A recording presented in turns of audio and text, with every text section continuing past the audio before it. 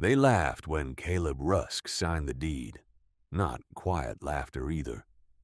It started near the back of the county auction room, where the Harrow brothers stood with clean boots, pressed shirts, and faces that already believed they had won. Then it spread across the benches like dust in a dry wind.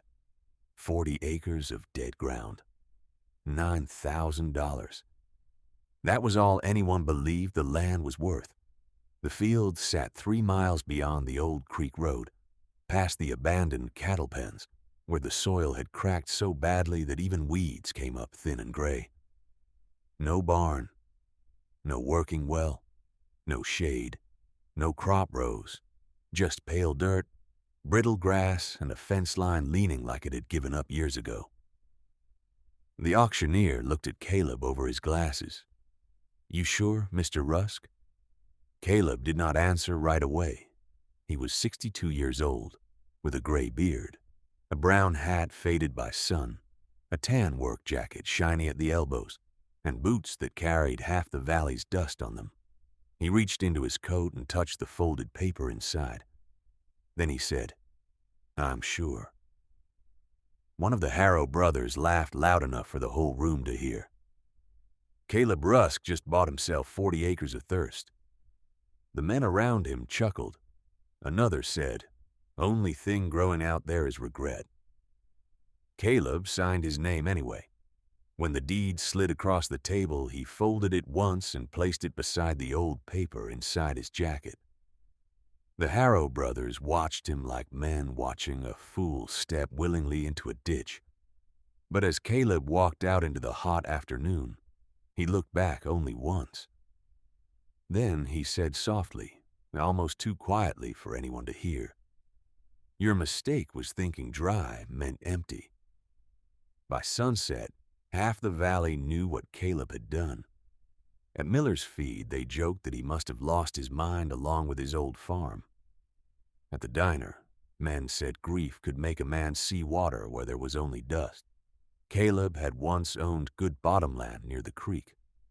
His father had dug wells across Briar Valley for 40 years, back when men found water by watching land instead of screens. But after death and bad seasons took nearly everything, Caleb had little left.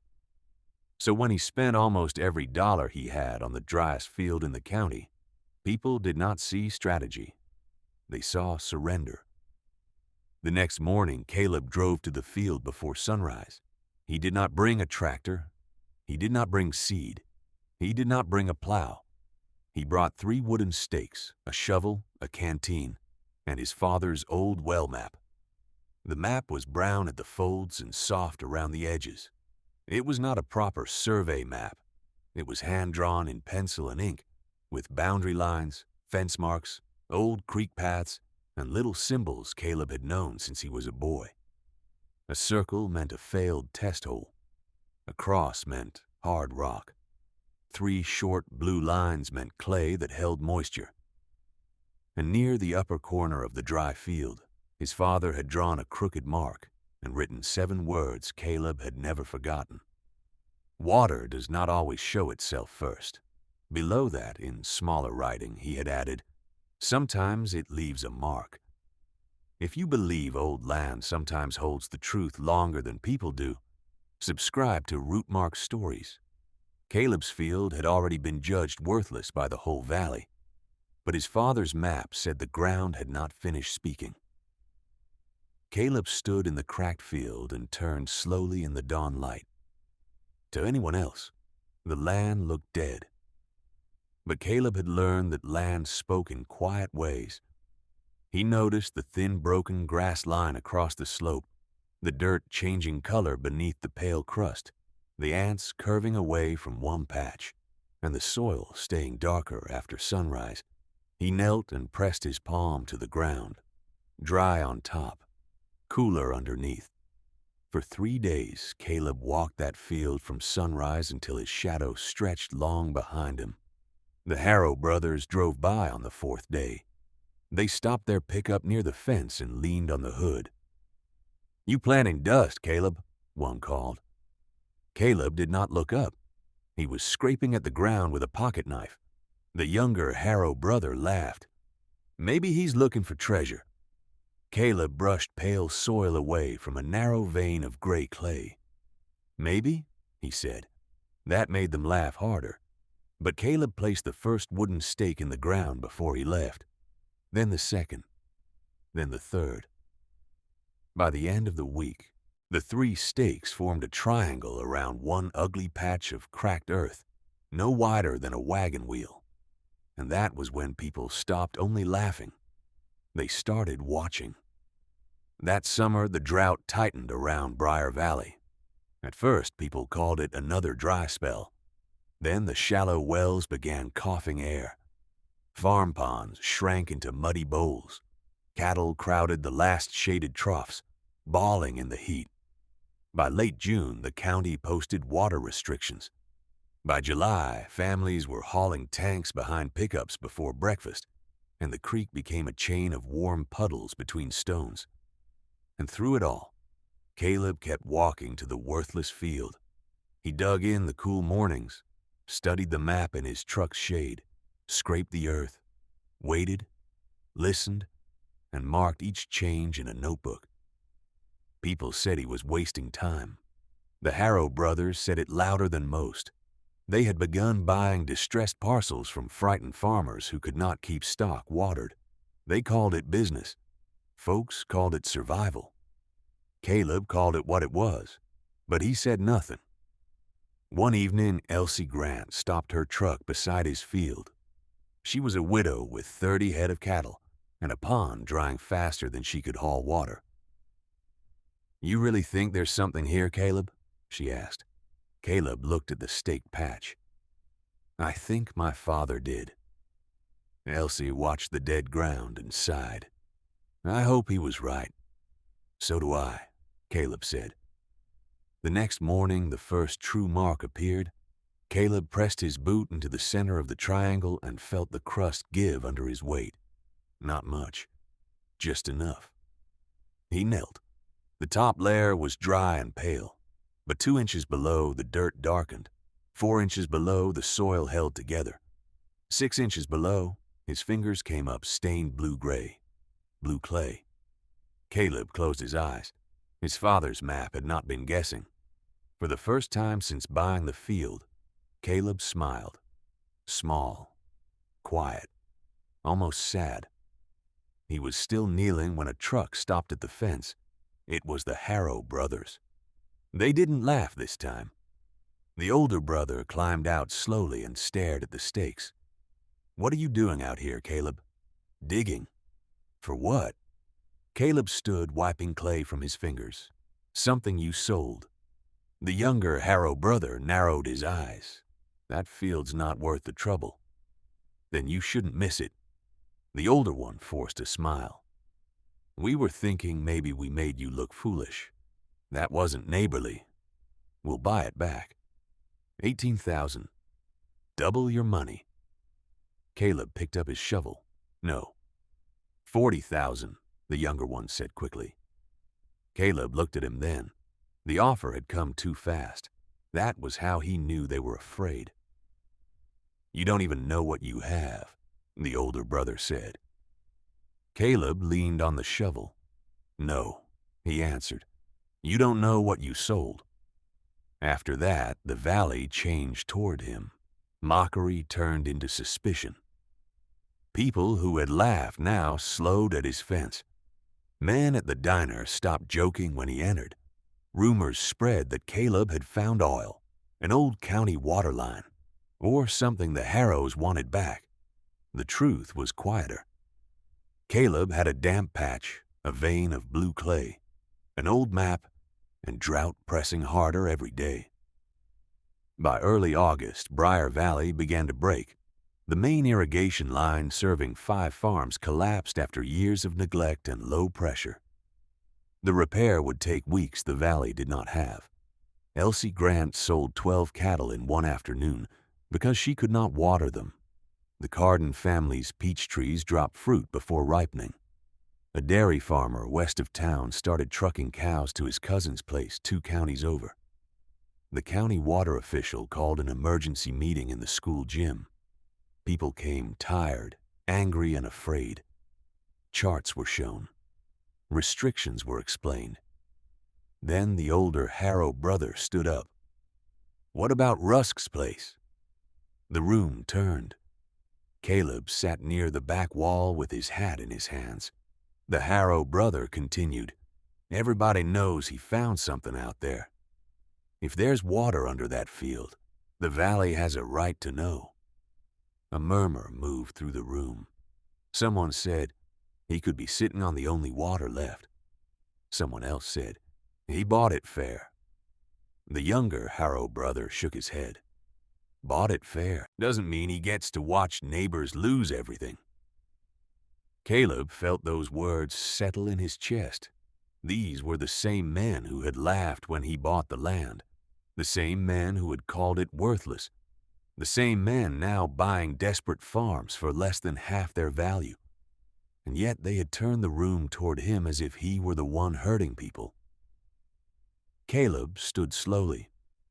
"I haven't found a well," he said. "Not yet," the older Harrow brother answered. Caleb looked around the room. He saw anger, but he also saw fear. He saw Elsie Grant staring at the floor. He saw mothers fanning tired children with folded papers. He saw men who had worked all their lives and still might lose everything to a sky that would not open. Then Caleb remembered another thing his father used to say. "Water is not a weapon unless a man makes it one." He put on his hat. "When the land answers," Caleb said, "you'll hear it from me." Then he walked out. Stay with Caleb's story, because the field they sold him is about to answer every insult. That night, Caleb did not sleep. He drove to the dry field under a moon thin as a sickle and parked beside the stakes. The air smelled of dust and hot wire. Caleb lit a lantern and began to dig. The shovel bit through crust, then clay, then heavier clay. By midnight, sweat ran down his back and mud clung to the shovel blade. Mud, not dust. Mud. Caleb stopped and listened. At first he heard only his own breathing. Then came a sound so small he almost missed it. A soft clicking underground. Then a slow seep along the bottom of the hole. He knelt, reached down, and touched it. Water gathered around his fingers. Cold water. Not runoff, not a leak. Water rising from below. Caleb sat back on his heels, and for a long moment he was not 62 years old, in a dead field under a hungry sky. He was 12 again, standing beside his father, holding a shovel too big for him, learning that the ground kept promises longer than people did. By dawn, the hole had filled into a dark pool. By breakfast, a wet ring spread through the cracked clay. By noon, water stood clear enough to reflect the clouds. The first person to see it was Elsie Grant. She had driven by with an empty water tank and stopped so suddenly dust rolled past her truck. Caleb stood beside the hole, hat in hand. Elsie climbed through the fence and walked toward the water like she was afraid it might disappear if she moved too fast. "Caleb," she whispered. He nodded. "It's there." By afternoon, half of Briar Valley stood along the fence. Nobody laughed. Not one person. The Harrow brothers arrived last. Their pickup rolled up slowly. They stepped out and stared at the dark pool in the middle of the field they had sold for $9,000. The younger brother's face went pale. The older one looked from the water to Caleb. "How much?" he asked. Caleb did not answer. "We'll make you a proper offer," the man said. "You can name a price." Caleb looked at the field, then at the people behind the fence, then at Elsie Grant, whose cattle had gone thirsty for weeks. "This land is not for sale," he said. A hard silence followed. The Harrow brothers' jaw tightened. "Then what are you going to do, Caleb? Sit on it while the valley dries?" Caleb turned toward the crowd.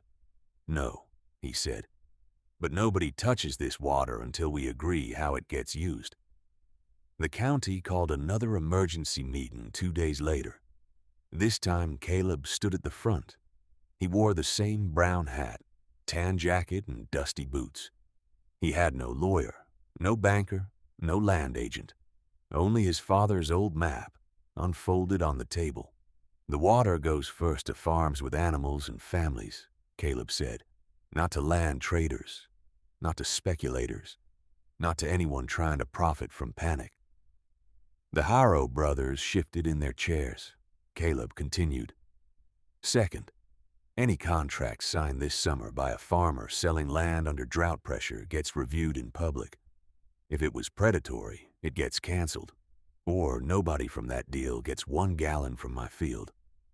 The room went still. The older Harrow brother stood. "You can't do that."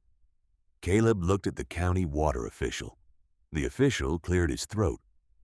"If Mr. Rusk owns the source and enters a private emergency sharing agreement, he can set conditions." For the first time in years, the Harrow brothers had nothing to say. Caleb placed one finger on the old map.